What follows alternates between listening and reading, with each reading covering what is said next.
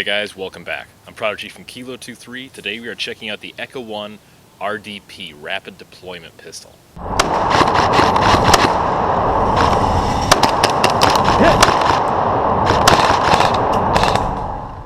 Now I want to give a big thanks to Brian from Echo 1 and Jag Precision. They're always super kind and sending me a lot of the new guns, and it's always a lot of fun to review these, so really appreciate it guys, big thanks. Now the Spectre M4, which this gun is modeled after, is made by a company called Sights in the 1980s. It's meant to be a double-action, striker-fired machine pistol. Now the real steel version, this magazine will hold 50 rounds, but the Airsoft one is going to hold 40. The real steel, they also make a 30-round capacity, which is something I really hope Echo 1 will recreate in the near future. There are also a lot of other models of this in the real world, but in the Airsoft world, Echo 1 just makes this one. Now, I'm really hoping Echo 1 will actually release like an overfolding stock, like one of the real models that'll go with this. That way you can actually shoulder it. It's a great gun as is, but I think with an overfolding stock of some kind, this would be a lot more fun to use too. Now let's go ahead and talk about what the gun comes with really quickly. You do get one 40-round capacity low-cap magazine. For close quarters or a sidearm, a couple of low-cap 40-round mags will do just fine for you. You do get Echo 1's 30-day warranty. I highly recommend sending this in after you fill it out. Now the battery compartment doesn't have a lot of room in this gun, so they give you an 8.4 volt mini type battery. It's a 1200 milliamp hour and it'll last you all day after using this as a sidearm. As a primary, you may want to upgrade your battery a little bit more. And of course you do get a small wall charger.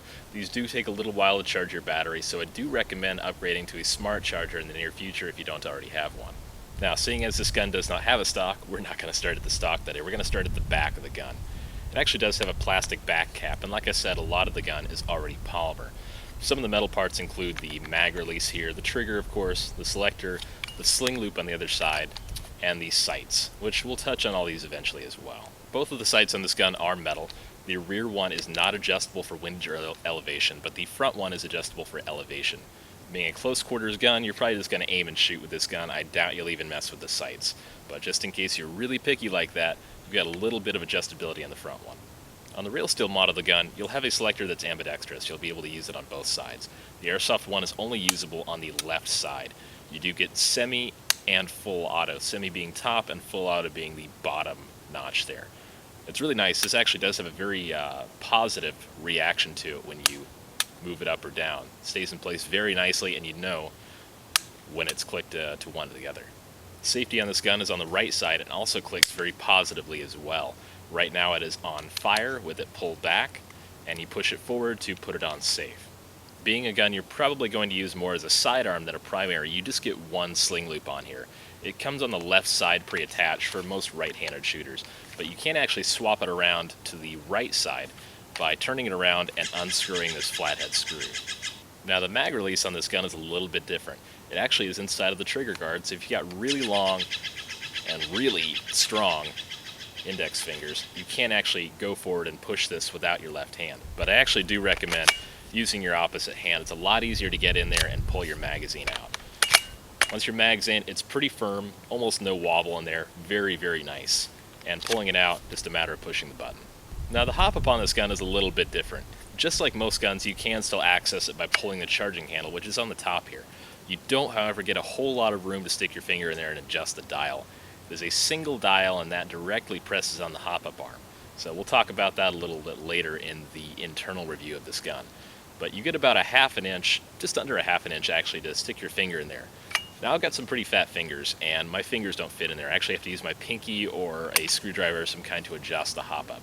I wish I could pull this back a little bit more just to adjust the hop-up a little more easily. Just in front of that, you do get a metal rail on the right side. Now, being a plastic body, you can pretty easily tap out some holes on the top or on the other side and put a rail in if you want to. But just standard, it does come with a ready-to-go rail, metal rail on the right side here. I know a lot of people, I've seen a lot of pictures online, they put tech boxes, lasers, lights on these. Very, very good place for it. I personally wish the rail would have been on the other side. I'm a right-handed shooter. If I want my light over here, I want to be able to press it with this thumb, my left thumb, when I'm over here. But for a PEC box, I really do like it on the right side, so I may just leave that there and put a PEC box on this later on. The battery compartment is actually in the front grip here. Now it's pretty large, it'll fit an 8.4 volt mini type battery pretty well, but I actually recommend using a small LiPo of some kind. You can get the Echo 1 stick-type lipos that fit very, very nicely in this and give it a great rate of fire. To access the battery compartment, there's a little hinge here. Just flip that open, you'll have a mini-type Tamiya connector in there with a decent amount of room for a battery. Now with the externals covered on the gun, let's go ahead and go inside to my tech table and open the gun up and see what's actually inside the gearbox and makes this thing run so well.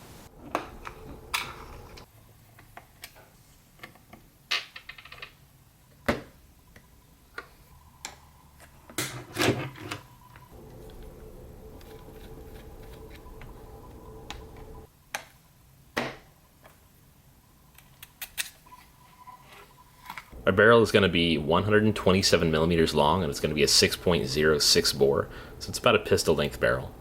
Now we do have a polycarb pop-up chamber. It is clear, so you can see through it and clearly see the Mad Bull orange bucking that's in there. It actually gives you really good range and accuracy as well as a really good air seal. You'll notice as I spin the hop-up wheel, and the hop-up wheel has a decent amount of tension behind it. It'll stay in place well enough when it has pressure, that it'll actually reset when you spin it too far. It doesn't have a stop.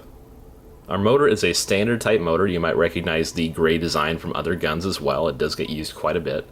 It's enough to pull the spring that's in there, and the spring we're getting is about 300 to 320 feet per second roughly. And it does have a D-type steel pinion in here as well. Now if you look at the parts description on Echo1USA.com, it does say it has a custom version 3 gearbox. The reason being it has no slot back here for the back piece such as an AK or G36. It's also got a shorter bar that sits on top here, right about here.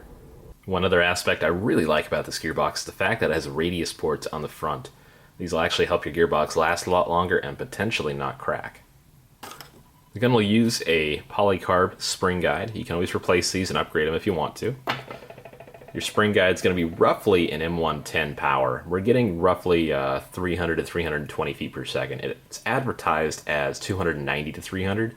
I found I was getting a little bit hotter FPS out of the gun stock.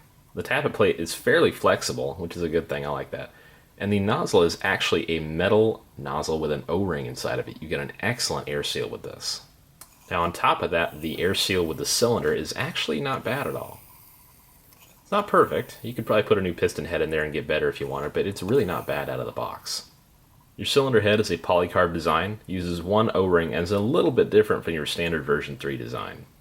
The cylinder is chromium, and it's about the right port there for an M4 length barrel. If you wanted to get a hotter FPS out of this gun, you could actually install a slightly smaller capacity cylinder. But if you're shooting for that under 330 or under 350 mark for an indoor field, I would leave it where it's at. You're getting a good FPS as it is. Now our piston is where this guy really shines. It's not a bearing piston head at all, but it is a ported piston head. And it's got a pretty good O-ring in there and it's well greased. The piston, however, has a full metal tooth rack, and the second tooth there is removed. This is excellent. This is going to last you a very long time, and you also get speed rails on there. Now, our gears are kind of standard steel gears, nothing super special about them. You'll notice the tappet delayer here is a little bit larger, so that's good for feeding. You do get 7mm roller bearings on here, which is kind of standard in a lot of guns, it seems like. And they'll do all right, but you can always replace them with different ones to be a little bit more durable. Now, the shimming is not bad. The height on each of these gears is actually really good between one another, but you may want to tighten these down with a few more shims. The axial movement is a little bit much for my taste. The trigger contacts in this guy are actually really nice. They mesh quite a bit, and you get a lot of contact in there, which is a must when you're running a high voltage battery. For a $155 price mark, this gun is actually very nicely tuned, has a lot of great parts in the gearbox, and has a lot of upgrade potential. Now let's talk about what I like and I don't like about the gun. There are a lot of things I do like and very few things I don't. There are some small changes that could be made, but really not too many. The gun runs about $155 retail, and it'll say $165 on the Echo 1 USA website, but most places, Evike, GI, other places as well, will retail it for $155, which I think for this gun is a fantastic price. It's not very heavy, works as a great sidearm, and that's about kind of the regular cost of a gas pistol sidearm. If you can go and get another high-end gas pistol, it's going to run about $150 so.